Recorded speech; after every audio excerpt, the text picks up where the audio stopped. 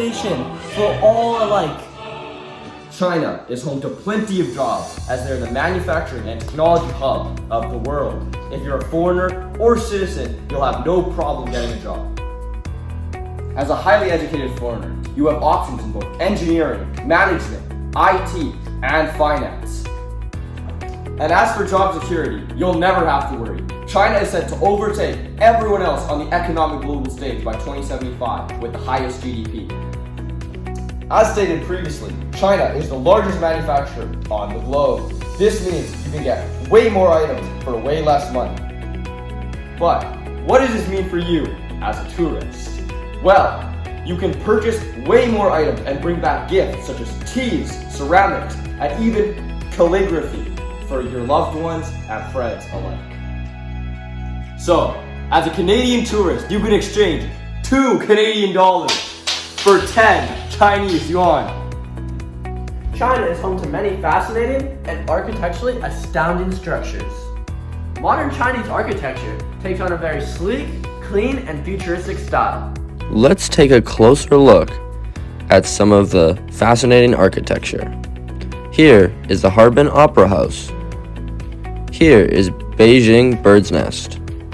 Here is the Moon Hotel Huzhou. Here is Shanghai Tower. And here is the National Center, a theater in Beijing. There are also many natural wonders in China. Let's take a look at these beautiful natural wonders. Firstly, we have the floating peaks, which are massive sandstone pillars that are grouped together. Next, there's Li River Karst, in which there are many uniquely shaped limestone hills. Up next, we have Blue Moon Valley, which is a bright turquoise river. And finally, there's Red Beach, which grows bright red Martian grass. China is also home to over 35,000 plant species. China is also environmentally aware, as their special envoy for climate change announced their contribution to conserve and plant over 70 billion trees by the year 2030. Also, China is actually quite diverse, as they recognize 56 different ethnic groups. China's food is full of life.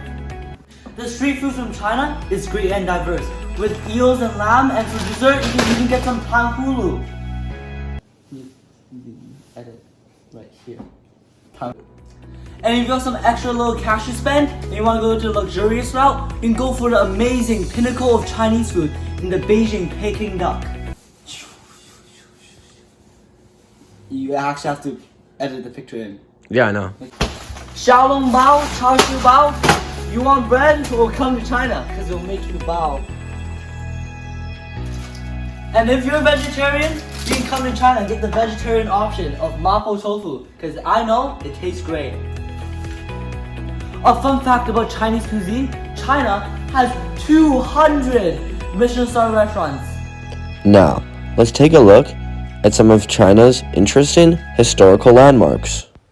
Here is the Great Wall. It's ancient defensive architecture that has been standing for 2,300 years, and it was built by dynasties long ago to protect different territorial borders. Next, this is the Forbidden City.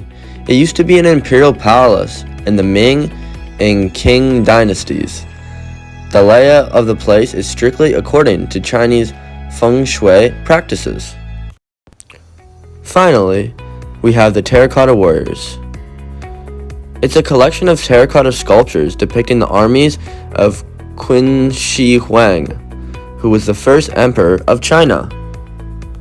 Now, to end us off, let's discuss a couple of China's major holidays. February 10th this year will start off the 15-day yearly tradition known as Chinese New Year or Lunar New Year.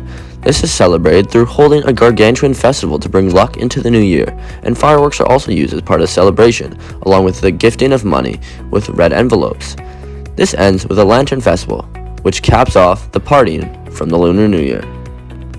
Another major holiday in China is the Mid-Autumn Festival. This festival is associated with the moon and moon appreciation parties. Many houses are illuminated with lanterns, feasts, and dance parties during this time. 迎来 Zonggong Fang Wen.